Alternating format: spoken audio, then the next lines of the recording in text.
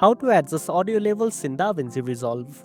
First of all, open your project and navigate to the Fairlight tab, which is DaVinci Resolve's dedicated audio workspace.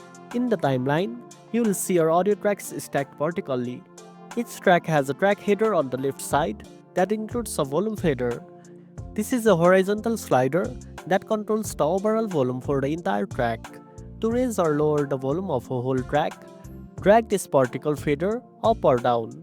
If you want to adjust the volume of a specific clip instead of the whole track, select that clip in the timeline, then open the inspector panel on the top right of the screen.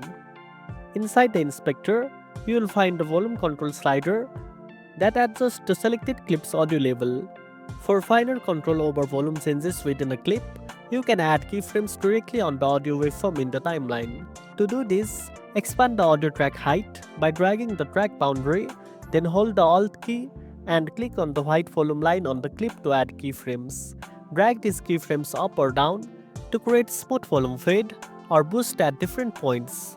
You can also open the mixer panel on the right side of the Fairlight page to adjust levels for multiple tracks at once and balance your entire audio mix. Always keep an eye on the audio meters beside the mixer to avoid clipping, which happens if your audio goes into the red zone, causing distortion. If clipping occurs, lower the volume faders or clip volume until the meters stay in the green or yellow zones for clear sound. And that's it. Now you know how to adjust audio labels in DaVinci Resolve. If you found this video helpful, don't forget to like, share and subscribe for more tech tips. Thanks for watching and I'll see you in the next one.